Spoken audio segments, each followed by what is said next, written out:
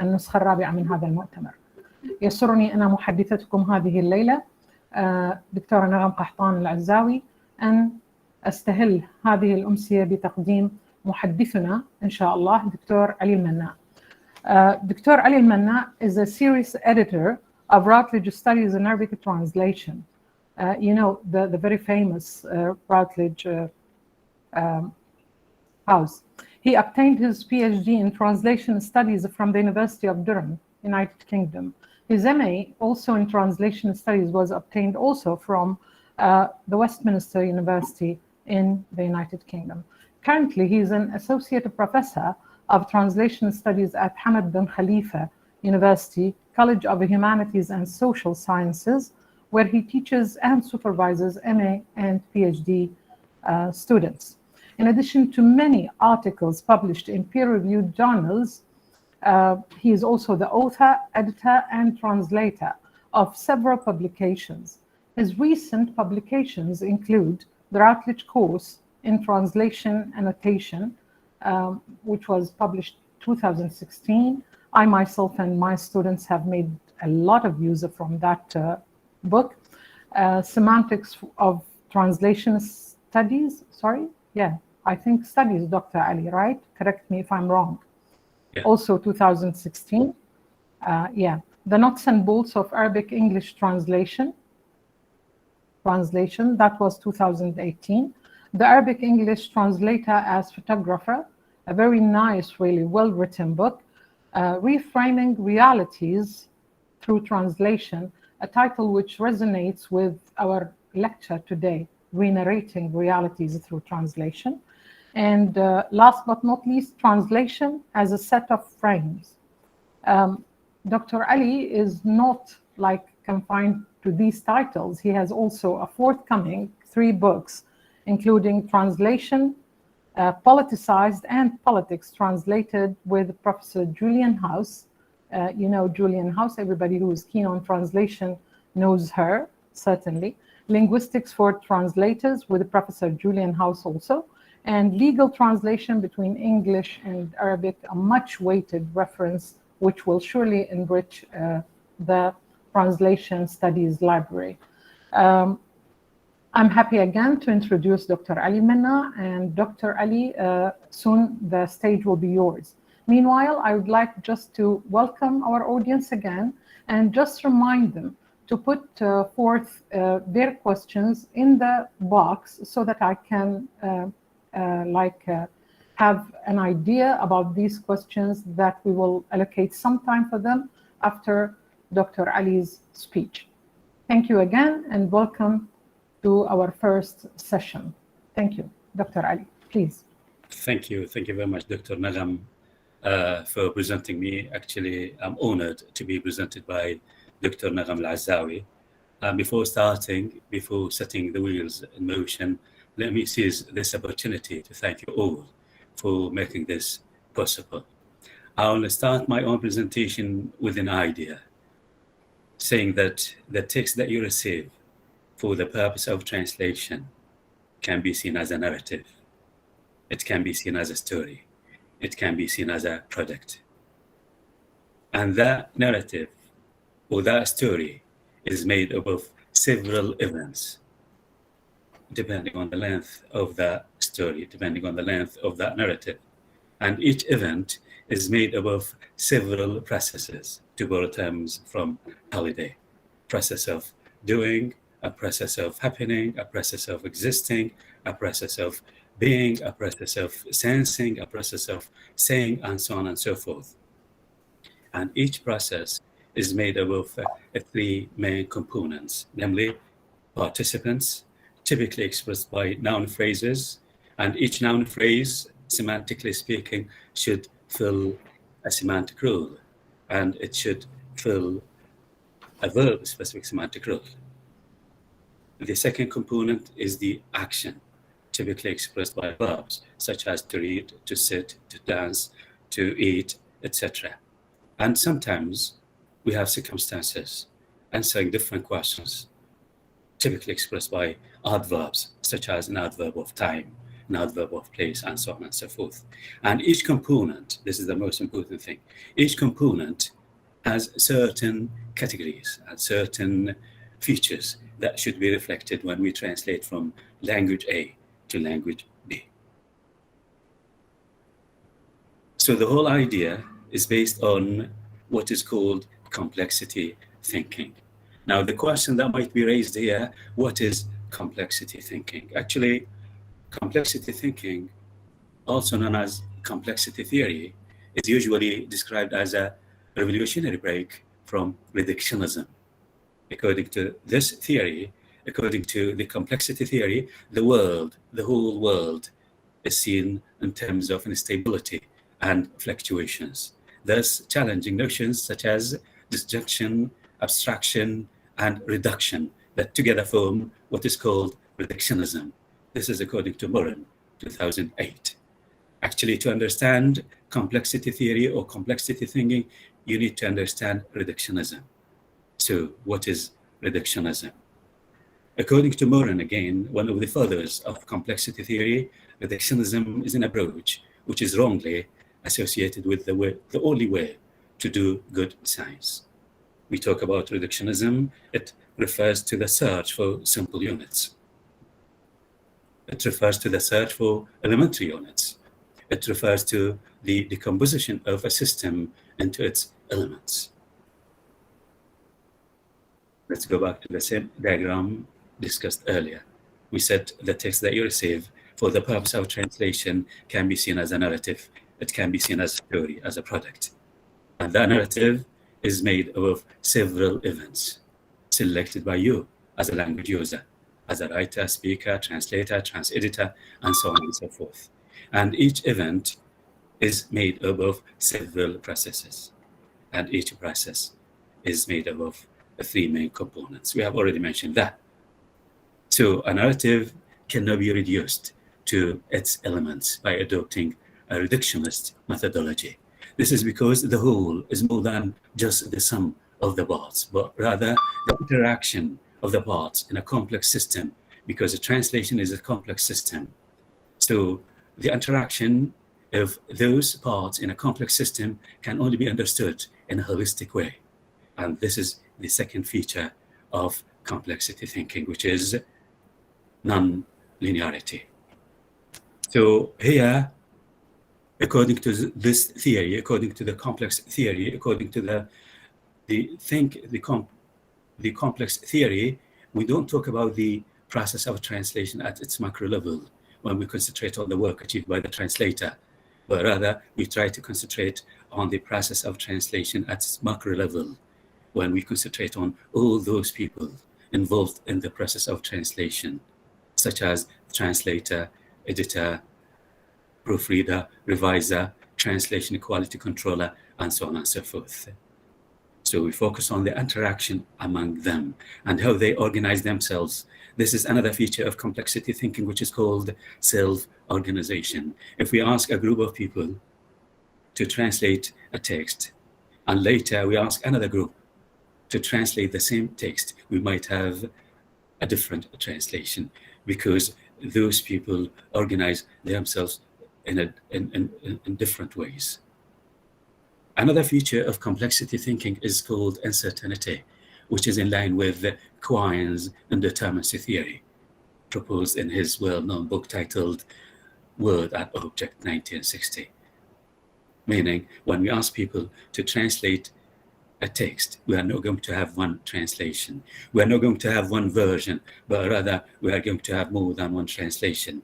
And when we ask them to back translate what they have already translated, we are not going to have the same source text, but rather we're going to have a text which is somehow similar. We talk about the sameness, similar to the source text. So both the source text and the target text constitute the reality of translation. And from complexity perspective, they should have some sort of relationship. Otherwise, it is not translation. We talk about something else. We talk about, let's say, rewriting. If we don't have a relationship between the source text and the target text. When we have the relationship between the source text and the target text is weak, and then it is not translation anymore. And this is in line with Chesterton's relational norm. Now, let me share with you the question that I have. So what will happen to the narrative? What will happen to the story? What will happen to the project if you, as a translator, change by accident or on purpose the elements which are unique to a particular narrative? What will happen to the narrative if you add an event, if you delete an event, if you reorder those events, if you place those events selected by you by virtue of the first feature of narrativity, which is called selectivity? Those are the questions that I would like to share with you. What will happen to the narrative if you change an element which is unique to the narrative? If you add an event, if you delete an event, if you change a process? No presentation, Doctor. Not yet. But it said shared. Maybe it's better to share it from your side, Mr. Yes, Ammar? Yes, now it's coming. Okay. Yeah. Now, is it mine? Or? I don't know. It seems that the signal is very weak. Yeah, here. Now it has appeared, Doctor. Which page? Page 6? Number 6, yeah. Okay. So I will repeat what I have already said. What will happen to the narrative? What will happen to the product, to the story, if you change an element which is unique to the narrative? If you change an event, if you delete an event, if you add an event, if you reorder those events, if you, for example, change a process, you change the process of doing to a process of having, you change a process of having to a process of being, what will happen to that narrative? If you change a circumstance to a process, or the other way around, if you change a process to a circumstance, what will happen to the narrative if you don't pay attention to the characteristics of the matter typically expressed by the noun phrase? If you don't pay attention to the characteristics and grammatical categories of the action typically expressed by verbs, if you don't pay attention to the language user's attitude, if you change the language user's attitude, what will happen to the narrative if you change what is evaluative to non-evaluative, if you scale it up or down, and so on and so forth? What will happen to the narrative, to that story, to your own product? Will that affect the narrative? Will that affect the story that you want to tell? Will that affect the product that you want to produce? Actually, before answering all these questions, we need to be clear about certain notions and ideas, such as a narrative. So what is a narrative? What are the main types of narratives? What are the main sources of narratives? What is narrativity? And what is the difference between narrative and narrativity? Are they synonyms? And finally, what are the main features of narrativity? Let me start with the first term, a narrative. A narrative, following Somers and Gibson, 1994, can be defined as a story. We have already mentioned that a narrative is a story, is a product. So it can be defined as a story of set of events selected by you as a language user and ordered by you as a language user and placed by you as a language user within a particular period. So this is the narrative. So a narrative is a set of events selected by you, ordered in sequence, both spatially and orderly and temporally, and those events should be linked to each other. Otherwise, it is difficult to make sense of the story that you want to tell me. So this is the narrative. So a narrative is a story. A narrative is a product. What are the main types of narratives? Actually, we have 4 main types. The first type is a personal narrative, when you talk about a story which is attached to you only. And the second type is public narrative, when we talk about a story which is attached to a great number of people, such as electricity in Iraq, for example. It is not a story that is attached to me only, but it is attached to all Iraqis, almost all Iraqis. Therefore, it is a public narrative. And the third type is called conceptual narrative. Actually, our session today, our lecture, our webinar is an example of conceptual narrative. Why? Because it is attached to all those social researchers interested in this field. And the last type is called meta-narrative or master narrative, which is attached to all people all over the world. And a good example that can be considered here is coronavirus. So when we talk about coronavirus, it is not attached to me only, but it is attached to all people all over the world. So these are the 4 types of narratives. Now, what are the main sources of narratives? Actually, we have 4 types. We may rely on something taken from the reality. So you might start your own story, okay, with something taken from the reality. Or no, sometimes you start your own story with something taken from your own imagination, fantasy. Or sometimes no, you attribute the attributed material to somebody says. Or sometimes no, you rely on your own memory. But it is worth mentioning that people tend to rely on more than one source. You might start your own story with something taken from the reality, and all of a sudden you inject your own story with something from your own imagination, sometimes for a good reason, sometimes for a bad reason. So these are the main 4 sources of narratives. Now, what is narrativity? And what is the difference between narrative and narrativity? Are they synonyms? Actually, no. There are no synonyms. Narrativity is the process. We said a narrative is the product, is the story. Okay, so narrative is the product, while narrativity is the process.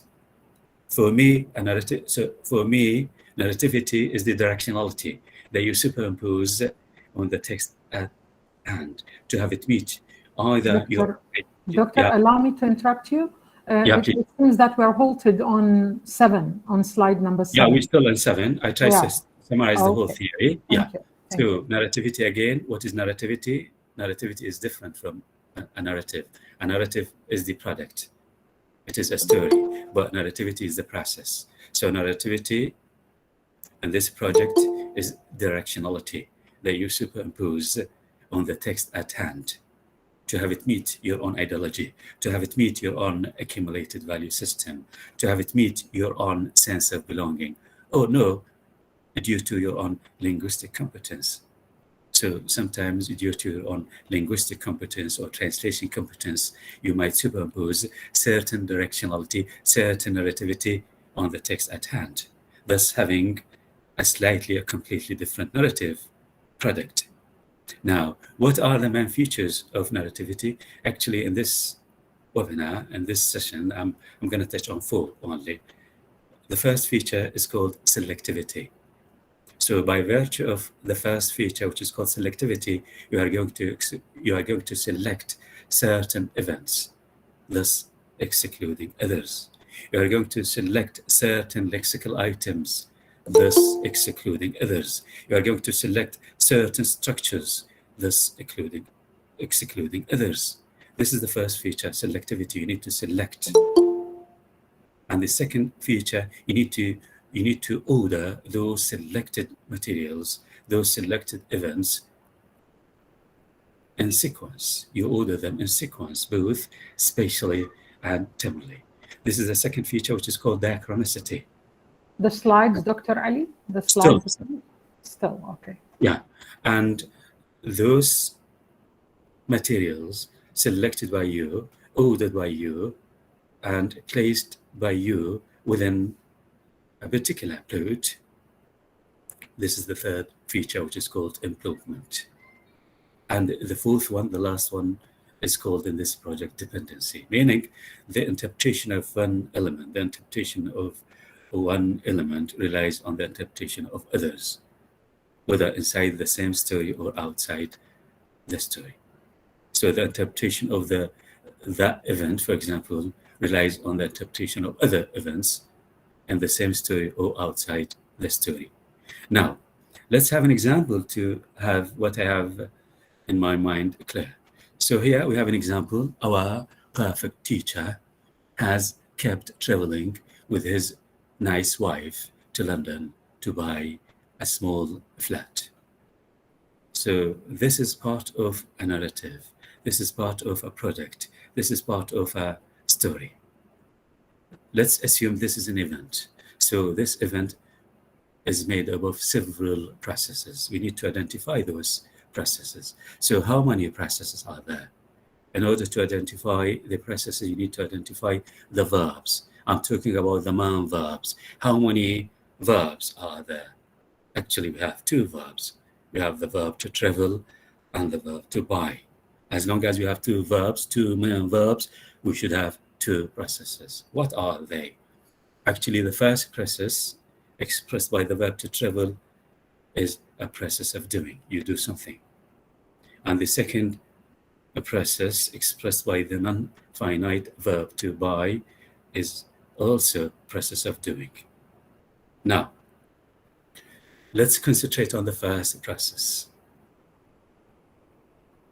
How many semantic rules can be identified? Because as a translator, if you fail to reflect the semantic rule assigned to the noun phrase, you're going to change the meaning, thus changing the narrative. In order to be able to identify the semantic rule, you have to be able to identify the noun phrases. So let me raise that question. How many noun phrases are there? Actually, we have our perfect teacher. This is the male noun phrase. Also, we have his nice wife, which is part of the preposition phrase, which is part of the verb phrase. And also we have a small flat, which is part of the non-finite clause. So it seems that we have three noun phrases. Therefore, we should have three semantic rules. So let's concentrate on the first noun phrase, our perfect teacher. So what is the semantic rule of this noun phrase? Actually, it is an agent or actor, or we can create a verb-specific semantic rule from the verb to travel. So he is the traveler. So when we translate, we need to maintain this semantic rule. Otherwise, we are going to change the mental image, thus changing the narrative, thus changing the story, thus changing the product. Now, let's move to concentrate on the action. Let's move to concentrate on the first process, which is called process of doing. Has kept traveling.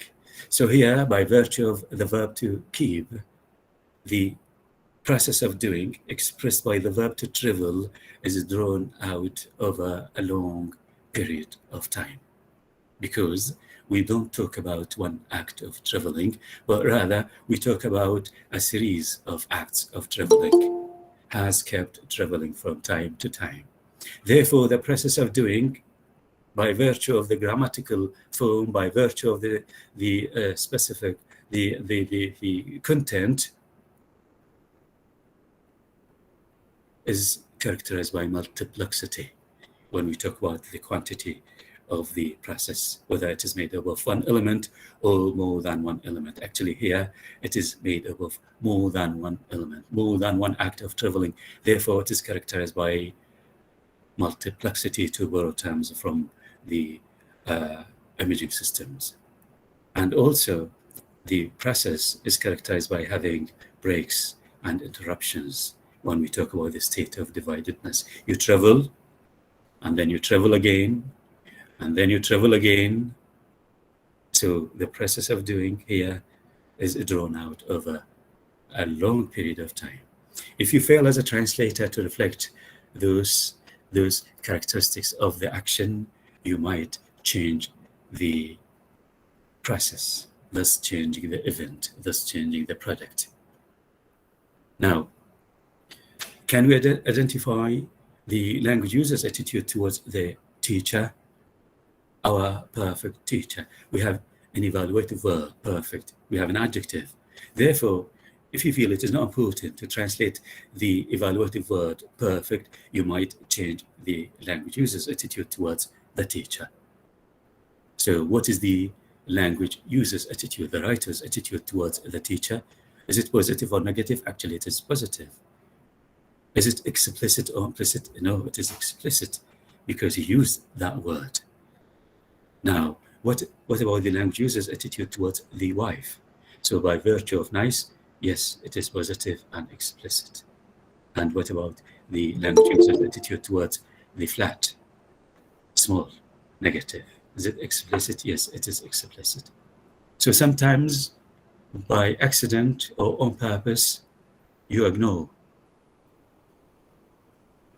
those evaluative words, thus changing the product slightly or dramatically depending on the change that you are going to make. Now, let's go back to narrativity. I said, what is the difference between narrative and narrativity? I said narrative is the product. Narrative is a story, while narrativity is directionality. It is the process that you superimpose on the text at hand to have it meet your own ideology, to have it meet your own linguistic competence, or to live up to the language, to the target language reader's expectations. Now, in this project, narrativity is classified into two main types. This is my own classification: narrativity by external framing and narrativity by internal framing. Let me start with the first type, narrativity by external framing, that can be subclassified into on purpose when you are motivated by your own ideology, by your own sense of belonging, by your own accumulated value system, thus changing, for example, Dawlat Israel into Al-Kayan al-Sahyani. So this is what narrativity by external framing on purpose. But sometimes, no, we have an example of narrativity by external framing by accident due to your own linguistic competence or translation competence. You have analyzed the text at hand, and this is your understanding, and this is your own translation, but you failed to reflect the meaning due to your own translation competence.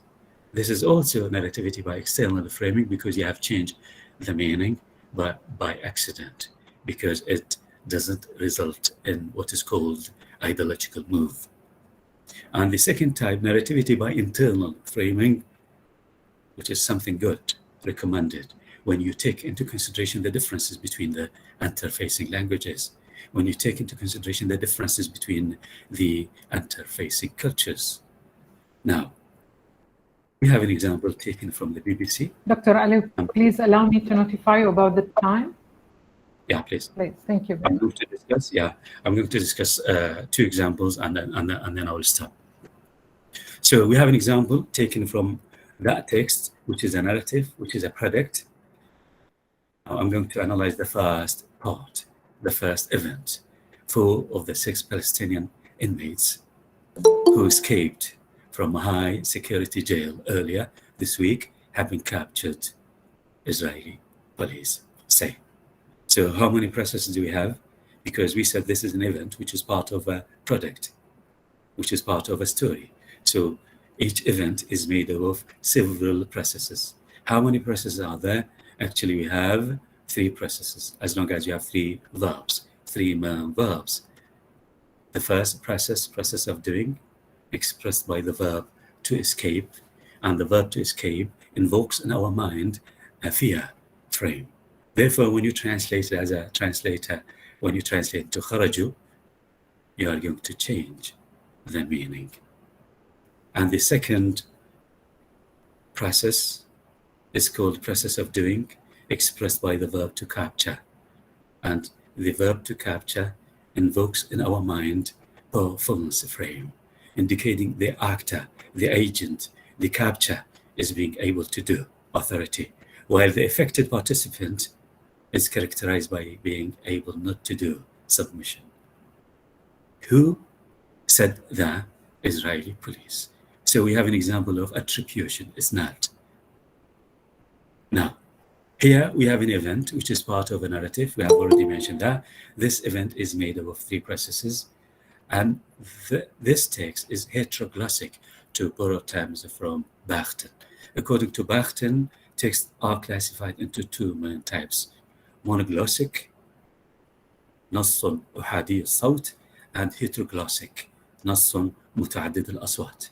Here, as long as we have an example of attribution, we have process of saying, therefore this text is heteroglossic, متعدد الأصوات.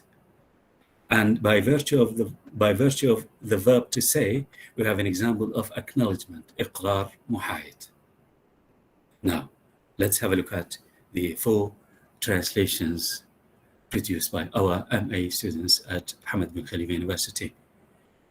Now, look at the translations, the 4 translations. All of them started with the framing verb. قالت, أوضحت, صرحت, ادعت. So it seems that the translators, all of them, have taken into consideration the differences between the interfacing languages. Therefore, they started with the framing verb, فعل القول. And this is an example of narrativity by internal framing, something good. They haven't changed the meaning. They have just taken into consideration the differences between the 2 languages. قالت, أوضحت, صرحت, ادعت. Now, let's start with the first translation. قالت شرطة الكيان. The translator, being motivated by her accumulated value system, by her sense of belonging, by her ideology, decided to change Israeli to Al-Kayan. And this is an example of narrativity by external framing. Is it on purpose or by accident? Actually, it is on purpose. Why? Because we have an ideological move. What about the second translation? No. الشرطة الإسرائيلية. The third translation, الشرطة الإسرائيلية. The fourth translation, شرطة الاحتلال الإسرائيلي. Again, the translator, being motivated by her ideology, decided to change Israeli into al-ihtilal. And this is an example of narrativity by external framing on purpose. Now, let's go back to the framing verbs. We said in the source text we have an example of acknowledgement, إقرار محايد, by virtue of to say. While in the second translation and in the fourth translation, we don't have examples of acknowledgement anymore. In the second translation, to explain, we have an example of endorsement, تعضيد. While in the fourth example, we have distancing, التنصل. So, is it on purpose? Is it by accident? Here we cannot decide. It is difficult unless we have what is called the think aloud protocols to ask our translator. Is it due to your own linguistic competence because you feel that to say is a synonym to ادعى, or no, on purpose you were motivated by your own ideology and so on and so forth? Let me stop here. Dr. Nagham, back to you. I have some other examples, but okay, we can discuss those examples when we have a question by our attendees. Thank you. Thank you very much, Doctor. Thank you. It was so illuminative. I really appreciate this talk about reductionism and complex theory and all of these things. The stage now is open to our audience with regard to their questions. Hello, our audience. You can raise hands if you have anything to ask Dr. Ali about. People, you know, are still joining us, Doctor. Yeah. Up to this moment. Yes. We still have, yes, we still have 20 minutes. Yeah. Sorry, Doctor. Ms. Hajar Mahmoud, please. Yes, thank you, Doctor.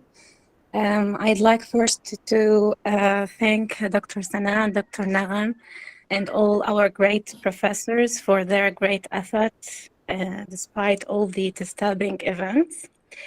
And I'd like to thank Dr. Ali for his interesting lecture, very colorful presentation, enriching information. So thank you so much. Actually, Doctor, I had the chance to translate a dramatic text, a play, and the original text in English had 6 characters. They had just a small scene, and those characters had different accents with no names. the author just gave them letters. For example, character A, B, C. So in translating them into Arabic, my co-author advised me to keep using the standard Arabic, while the original text used different accents, different English accents to differentiate these characters. So using only one mode of Arabic, I felt that I have just killed my characters. So what is your advice? If I, for example, use different accents, different Iraqi, for example, accents, and in this case, am I making a narrativity external, for example, changes on purpose, or is it, or it will benefit my work better? Thank you. Thank you so much. Thank you, Dr. Hajar Mahmoud, for your own question.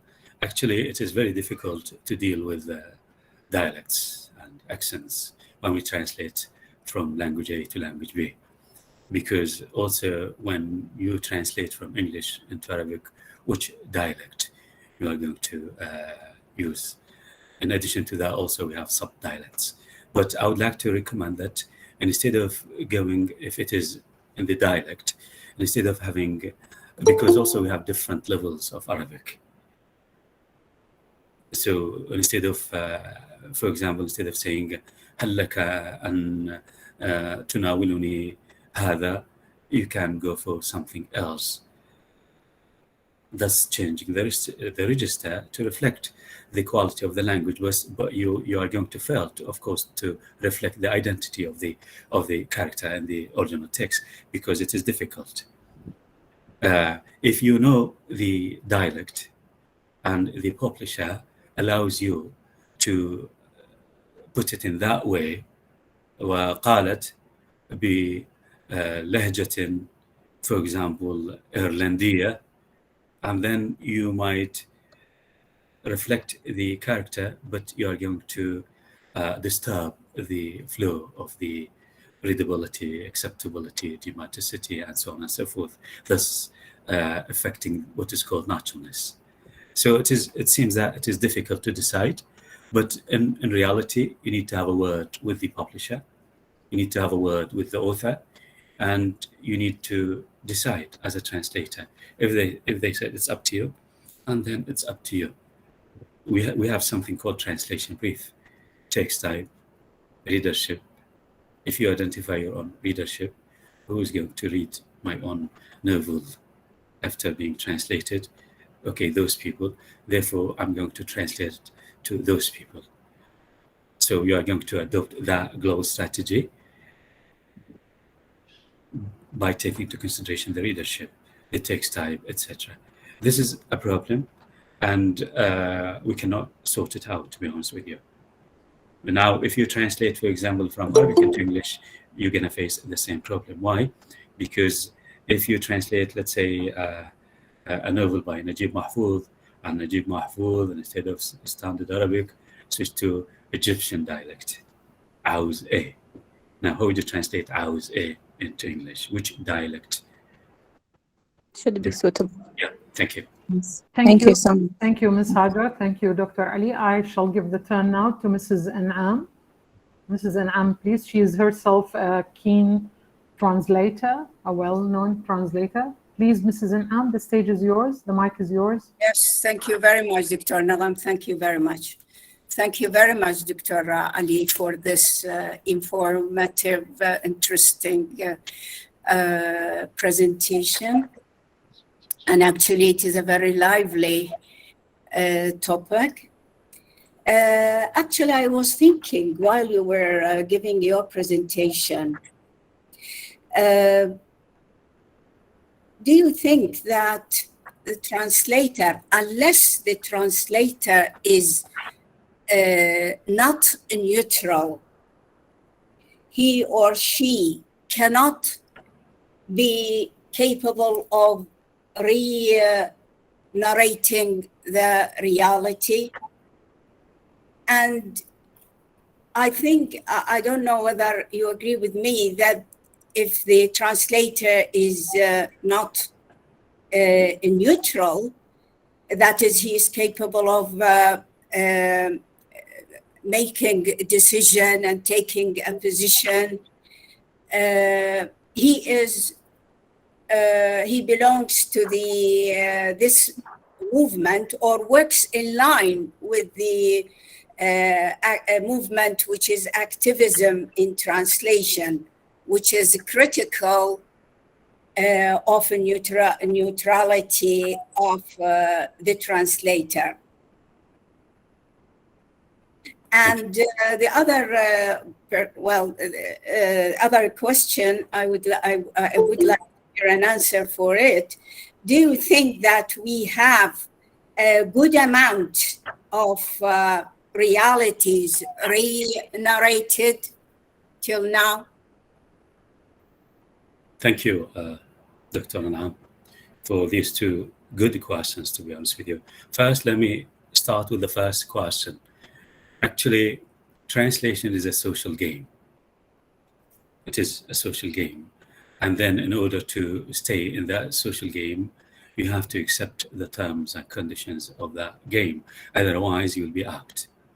Therefore, when you translate, if it is your own decision, and then you have to do your best to reflect what is written in the source text, but sometimes you are not working alone, but you are part of that game.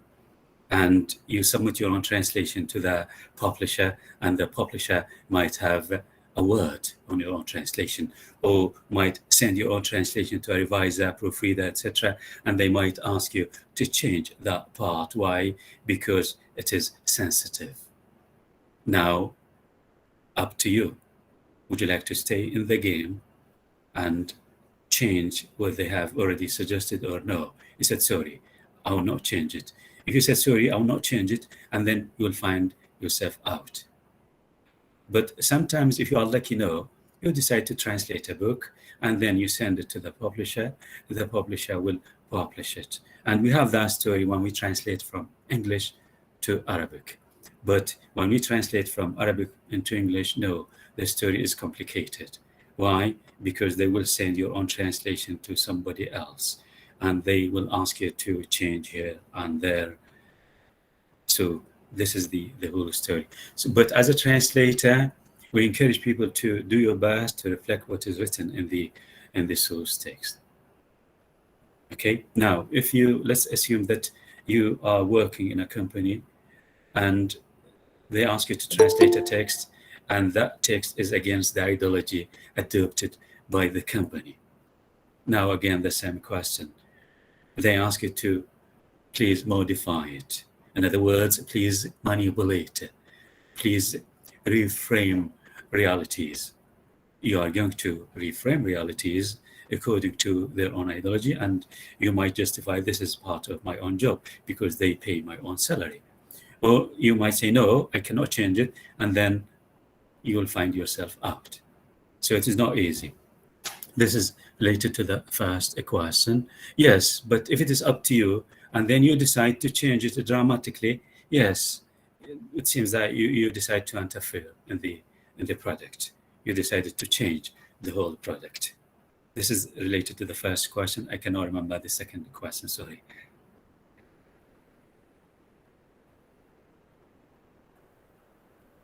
Mrs. Anam, was that satisfying? I think. Or it seems that I have. You have answered both of them in the same time, Doctor. So let's give the mic now to Dr. Haytham Al-Zubaydi, please. Dr. Haytham. Thank you for the moderator, and thank you for the honorable guest of honor who actually shines as a very glittering bright sun in the darkness and of the poverty, of the miserable situation of translation in the Arab world. Thank you, Mr. Ali. And I have been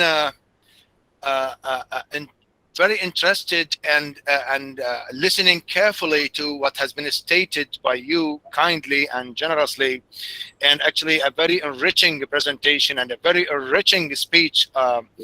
And this is what we expected from a very big scholar like you. I have been translating Arabic literature into English language for 2 decades by now, or more than 2 decades. And I just want to say what you have really stated is that translation has to be loyal to the original text, or else it is going to be something else. It's not going to be translation. It's going to be rewriting. Actually, in the translation of Arabic poetry, Arabic classical poetry into English, which is a very tough task that I did with some of the classical poets of the Arabic language. Actually, you find yourself obliged to, you have to compromise some of the literal meaning into something poetic, so that you have to make it a readable text in the English, in the target language, actually. And also, I have a very short question about the ideological frame of reference here. When you say Kiyan Sahyoni rather than Israel, Israel is now unfortunately gaining some momentum in its being a so-called state. When, for example, when they say the Zionist entity rather than Israel, isn't this going to be against the loyalty to the text? So, for example, if I want my news press release, for example, to be readable and appealing and actually to be understood by the recipients in the of English language, I have to call the spade a spade, or else nobody is going to. For example, I don't expect somebody in Australia or in Canada or in any of the English-speaking world to know what is the Zionist entity, or else even Zionism is not clear to the reading public, most of them. So how to overcome such an ordeal? Such an ordeal. Sorry. And thank you very much. It was a very interesting presentation, and thank you again. Thank you, Dr. Haytham. You are well known, and thanks for your kind words.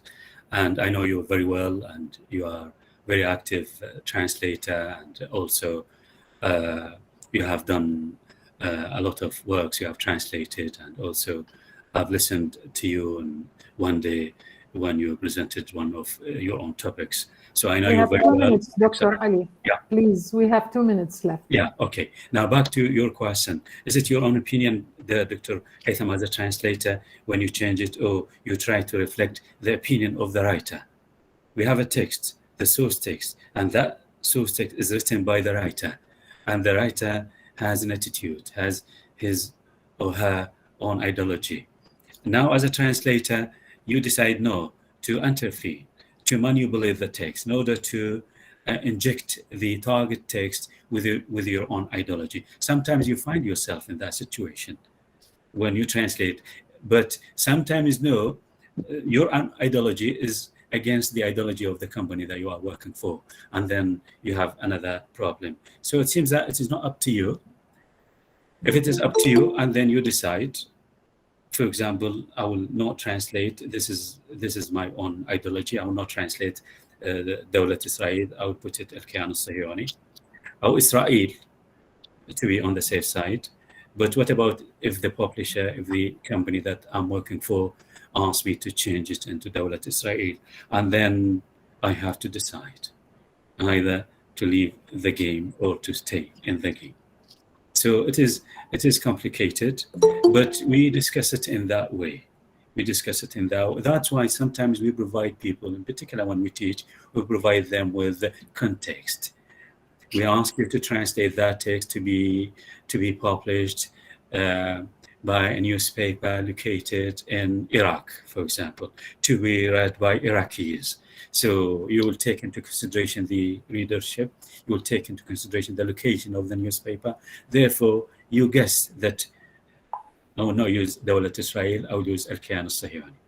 If we change that context, you might say Israel instead of الكيان الصهيوني أو الاحتلال الصهيوني, or you might go for دولة Israel because you said this is just translating what is written in the source text. Thank you.